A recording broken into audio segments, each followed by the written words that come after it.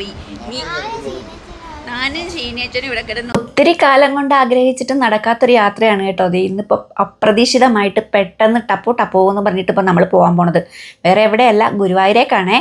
നമ്മുടെ കുഞ്ഞനെല്ലാം പോകണുണ്ടായിരുന്നു. അപ്പോൾ അവർ നമ്മളെയും കൂടി വിളിച്ചിട്ടുണ്ടായിരുന്നു കേട്ടോ. എല്ലാം പെട്ടെന്നായിരുന്നു.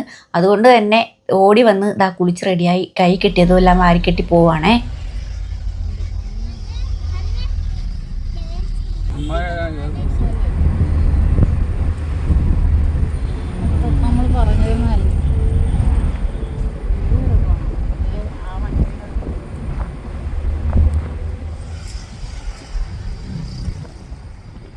പിന്നെ പോണ വഴിക്ക് ഇറങ്ങി വെള്ളമെല്ലാം കുടിച്ച് പയ്യെ നമ്മളവിടെ എത്തിയപ്പോൾ ഒരു നേരമായി. പിന്നെ രാത്രിയിലത്തെ വീഡിയോ ഒന്നും എടുക്കാൻ പറ്റിയിട്ടുണ്ടായിരുന്നില്ല കേട്ടോ. പിന്നെ അതാ ഇത് രാവിലത്തെയാണേ. ഗുരുവായൂരായിരുന്നല്ലോ സ്റ്റേ.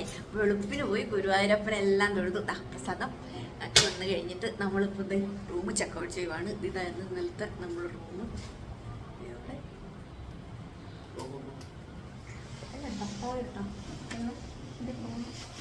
വേറെ ഒന്നുമില്ലല്ലോ, എല്ലാം എടുത്തില്ലേ? മറ്റേ ഭാഗമായിരുന്നു എനിക്ക് കംഫർട്ട്.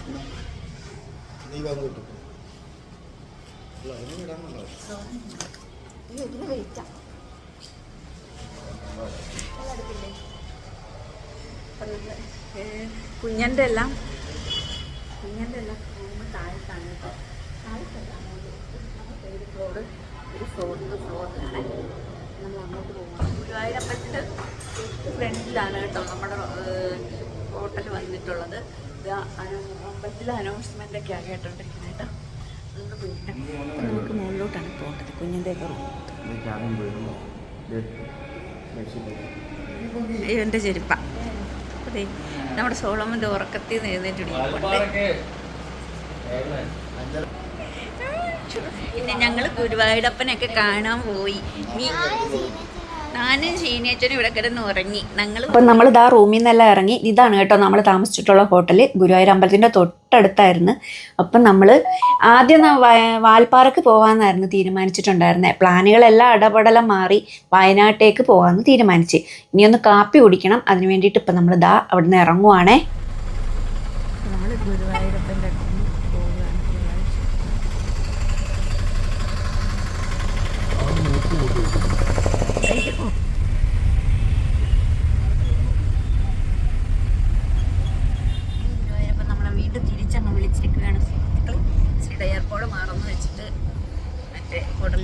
റൂമിൽ മറന്നു വെച്ച എയർപോർട്ടിനെ വീണ്ടും തിരിച്ചു പോയി എടുത്ത് ഫുഡും കഴിച്ചിട്ട് പിന്നെ നമ്മൾ നേരെ വയനാടേക്ക് വെച്ച് പിടിക്കുവാണേ.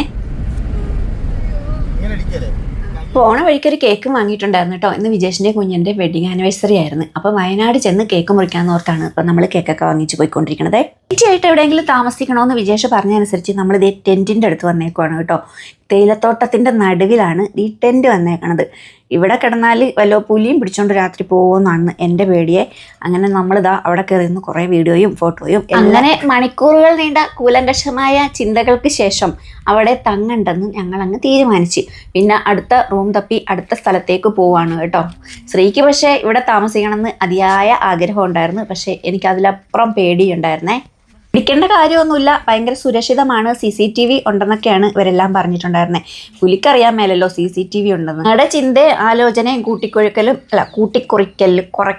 എല്ലാം കഴിഞ്ഞപ്പോഴേക്കും റൂമിന് വേറെ ബുക്കിംഗ് ആയിട്ടുണ്ടായിരുന്നു കേട്ടോ. റൂമിനല്ല, ആ ടെൻറ്റിന്.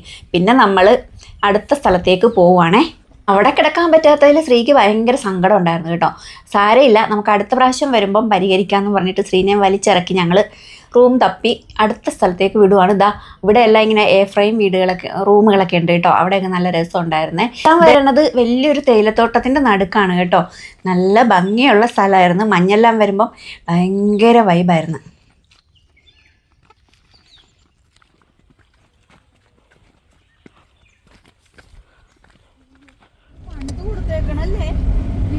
അതൊന്നും കാണാൻ പോലും പറ്റില്ല. നമ്മളിപ്പോൾ പോണത് വയനാട് ടൗൺഷിപ്പില്ലേ, അതിൻ്റെ അരികിൽ കൂടിയാണ് കേട്ടോ. ഇനി നമ്മൾ മീനങ്ങാടിയിലാണ് റൂം എടുക്കാമെന്ന് വെച്ചിട്ടുള്ളത്. അപ്പോൾ ബാക്കി വിശേഷങ്ങളുമായിട്ട് പുതിയൊരു വീഡിയോ ആയിട്ട് കാണാം കേട്ടോ. വീഡിയോ ഇഷ്ടപ്പെട്ടാൽ ലൈക്കും ഷെയറും സബ്സ്ക്രൈബും എല്ലാം ചെയ്യണം. Tata bye. ഓക്കെ.